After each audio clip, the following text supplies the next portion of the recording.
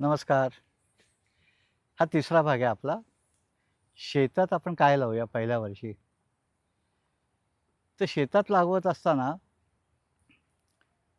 दीर्घजीवी, त्याला शतायुषी झाडं म्हणतात, जी 100 वर्ष जगणार आहेत. या झाडांमध्ये माणसाने ठरवलं, की मला या गोष्टीसाठी उपयोगी झाड आहे. दीर्घायुषी आणि 100 वर्षापर्यंत जगणारी किंवा 100 वर्षाच्या आत 50 वर्षापर्यंत जगणारी झाडं त्याच्यात येतात. तर मला झाड का लावायचं आहे? तर माणसाने केलेलं वर्गीकरण असं आहे, की अन्नासाठी लावायचं आहे. म्हणजे फळझाड पाहिजे. त्याच्यानंतर औषधासाठी पाहिजे म्हणजे हिरडा, बेढा, बिब्बा, रिठा अशी झाडं पाहिजेत. त्याच्यानंतर येतं बांधकामासाठी झाडं पाहिजेत. म्हणजे मला घर बांधायचं झालं, ही कल्पना आता कमी झाली, कारण आपण लाकडाची घरं बांधत नाही आणि वरती कौलं लावायला लाकडंही वापरत नाही. आपण आता लोखंड वापरतो. तर पूर्वी बांधकामासाठी जी झाडं होती त्याच्यामध्ये शिसम, साग, नंतर शिवण अशी काही बांधकामाची ऐन अशी झाडं होती, की जे वेगळ्या कामासाठी बांधकामासाठी लाकूड वापरलं जायचं. अगदी फणसाचं झाडसुद्धा लाकडासाठी फार उत्तम समजलं जातं. तर ते बांधकामासाठी. मग माझं चुलीचा स्वयंपाक स्वयंपाक करायचा कशावर करायचा? ते जळणासाठी. मग पक्ष्यांसाठी, मग मधमाशीसाठी, मग फुलपाखरांसाठी, मग तापमान नियंत्रित करण्यासाठी काही झाडं सुंदर फुलं आणि त्याचा सुंदर खूप छान वास याच्यासाठी. म्हणजे उदाहरणार्थ सोनचाफा असेल, त्याला फूल पण सुंदर आहे आणि वासही आहे आणि बकुळे फूल दिसतच नाही पण सुगंध आहे. मग सावलीसाठी हे झाले दीर्घायुषी वृक्ष.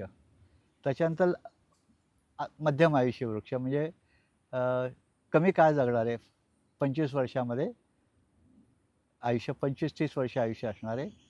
त्याच्यानंतर हंगामी म्हणजे उदाहरणार्थ छोटी झुडपं आकाराला छोटं असलेलं निरगुडे नावाचं झुडूप आहे, औषधी आहे. किंवा बेल नावाचा वृक्ष आहे मध्यम आयुषी, औषधी आहे. अनेक उपयोगाचं अन्न म्हणून उपयोगी आहे, औषध म्हणून उपयोगी आहे, वातावरणासाठी उपयुक्त आहे.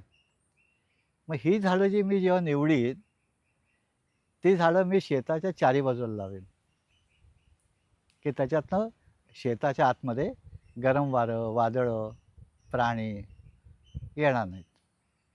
मग ह्याच्यावरती मधमाशी जगेल, पक्षी जगतील, वातावरण सुगंधित होईल. शेती करताना आपलं ध्येय नेहमी एवढ्यावरतीच सीमित नाही पाहिजे, की मला शेतातनं उत्पादन काढायचं आहे आणि पैसे मिळवायचे आहेत.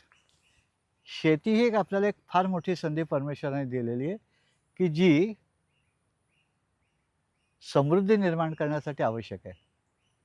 म्हणजे आपल्याला शेतामध्ये आपल्याला उत्पादन कायम सातत्याने काढावं यासाठी आपल्याला जलसंधारण, मृदसंधारण आणि वातावरण या 3 गोष्टी तयार करायच्या आहेत. त्या 3 गोष्टी तयार झाल्या तरच आपलं पीक चांगलं येणार आहे. हरित क्रांतीमध्ये आपण ते विसरलो आणि आपण फक्त पिकाच्या मागे लागलो आणि ते पण पीक असं कुठलं घेतलं, की ज्याच्यातनं मला खूप पैसे मिळतील. माझी गरज भागली नाही. माणसाची मूलभूत गरज आहे, ती शिकतानाच आपण चुकीचं शिकलोय, की माणसाची मूलभूत गरज अन्न, वस्त्र, निवारा. चूक. आजच्या स्थितीला माणसाची मुख्य गरज आहे विषमुक्त अन्न, याच्यावरती आपण छान जगू शकू. उपास करून जैन संप्रदायामध्ये 30 ते 40 दिवस लोकं उपाशी राहू शकतात. म्हणजे अन्न ही काही खूप महत्त्वाची गरज नाही. अमेरिकेसारख्या समृद्ध देशामध्ये 25% लोकं त्यांना निवारा नाही आहे. अनेक लोकांचे चांगले आर्थिक संपन्नता असताना ते कपडे फाडून कपडे घालतात. म्हणजे कपड्याची गरजसुद्धा फार महत्त्वाची नाही आहे. पण महत्त्वाची गरज काय आहे? तर माझ्या शरीरामध्ये असलेलं पाणी. म्हणजे मला 2 दिवसात पाण्यात मिळालं नाही, तर मला डिहायड्रेशन हॉस्पिटलला करायला लागतं. म्हणजे पाणी माझी महत्त्वाची गरज आहे आणि पाण्यापेक्षा महत्त्वाची गरज आहे उत्तम हवा. ती उत्तम हवा नाही आहे. आता प्रत्येक शहरामध्ये चौकाचौकात बोर्ड लावलेले असतात, पोल्युशन किती आहे. तर आपल्याला छान जगायचं असेल, तर उत्तम हवा, उत्तम पाणी आणि उत्तम त्याच्यातनं तयार झालेलं उत्तम अन्न हे तयार करण्यासाठी शेती करायची म्हणजे समृद्धी तयार करायची आहे. ही शेती करणं खूप सोपं आहे.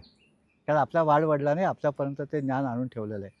मला आशा आहे आणि अपेक्षा पण आहे की तुम्ही हे सगळं कराल आणि आपले परिसर समृद्ध कराल. धन्यवाद.